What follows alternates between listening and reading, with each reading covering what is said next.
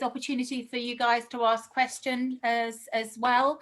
But the question that I was asked to reflect on were the experiences of the sector, challenges of the sector, and then looking forward. So for those of you that don't know me, my name's Tamsin Russell, and I work for the Museums Association, and as part of my remit, I look after workforce. And my reflections on those three things very briefly from an experience perspective is that all of our experiences are a function of us as individuals, as personal experience. We have our own experiences from a professional perspective. So if you are a coordinator of volunteers or you're a volunteer manager, we also have our own experiences of 2020 from our duty of care. So we've talked about those, we've heard about those examples. And then finally, also from an organisational perspective. So what has our organisation done or not done, closed or not closed, depending on where you are within the UK. And when we're reflecting about those experiences, just some things that are just really important to remember is that those experiences are unique, but also similar.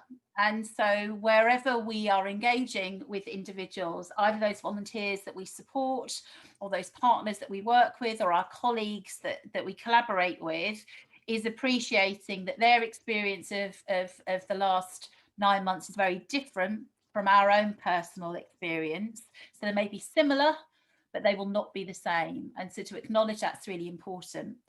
And also as part of that is to acknowledge that those experiences are positive and negative, so that both of those things have played out in terms of the time that we've got together, and that they're dynamic, so that there will have been peaks and troughs throughout those few months. From a challenges perspective, I think it's important to think around those external challenges that we've seen. So challenges in terms of revenue generation, perhaps challenges also in terms of lack of guidance or information that's been available to us from powers that be, as well as other guiding lights within the sector. But from an internal perspective, some of those challenges may well have been through lack of preparedness. They might also have been through a concept of culture, whether that be decision making, whether that be hierarchical, whether it be a culture of lack of trust or a culture of face-to-face. All of those things will have been internal challenges that we would have experienced, still at a sector level. From a personal and professional level, there is this concept of identity that's really important throughout all of this. And you may well have experienced those very clear personal challenges, a concept of loss, in terms of people that you've worked with or colleagues that have been made redundant, concept of isolation for everybody working from home, and also a concept of respite or freeze. And what I mean by that is that we've had to put lots of things on hold. And certainly from the conversations that I've had with people, that has been most palpable, where we've started to get ready for a new year ahead, April 2021 or 20, what did that look like? And the projects that we developed, the projects that we'd looked at taking forward, then we'll have to put into sort of hibernation, for want of a better word. So all of those aspects at a personal and professional level have also meant that our levels of satisfaction have been affected, and that then has an impact on our levels of motivation. So the final part in terms of the question looking forward is, I think, just that. Similarly, I am not Mystic Meg. I don't have an opportunity to foresee the future. But when we say looking forward, we mean exactly that. So that's looking forward in terms of time, but also looking forward in terms of positivity. And I appreciate that's a huge ask at the moment, but there are positives on the horizon. They may not be delivered by the end of February. They may not be delivered by the end of a vaccine rollout. But actually, if we don't look forward positively, then actually that has a big impact on our sense of satisfaction, motivation, and genuine well-being. And that's the area of work that I'm most interested in. So from a Museums Association perspective, we have literally launched just 10 minutes ago our new wellbeing hub. And that hub is dedicated to thinking around resilience building, thinking around risk assessments at an individual level around that might affect your own well-being, and also discussions around emotions.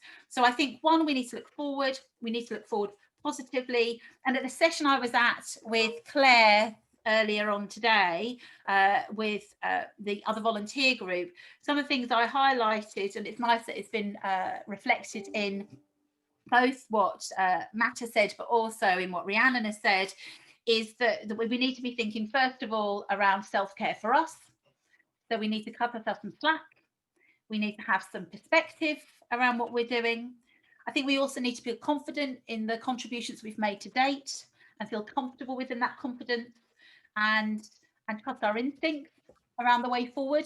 We are the people that most readily understand the context of volunteering and the volunteers that we support and develop. So you know best in terms of what your organisation needs to take forward. We've already talked at length about EDI, and I think this is only going to grow. So from an equality, diversity, inclusions, it's great to see Ben here and Caroline here and Jarina and Annie. We're all working on this behind the scenes. But there is certainly a bigger ask, I think, about how we can address some of the shortfalls that we've seen previously, 5% from a diverse background, to the most recent changes with regard to age, and also, interestingly enough, with the whole concept of homeschooling and caring, the female component there, I think, is a really interesting one to explore. And the final thing I just really want to highlight is, going forward, is thinking around those skills development that you require. So what are the skills that are going to be clear? Hugely digital. How can you develop that digital prowess so you can be confident in creating remote and digital volunteering opportunities? And equally, one of the things that's come out really strongly from our conversations with partners has been around partnership working. We are going to have to capitalise on other people's resources, expertise, and reach. So the way in which we do that is by improving our abilities to demonstrate and develop partnerships. So I'm going to stop talking there and hand back to Rhiannon and to Will. So thank you so much.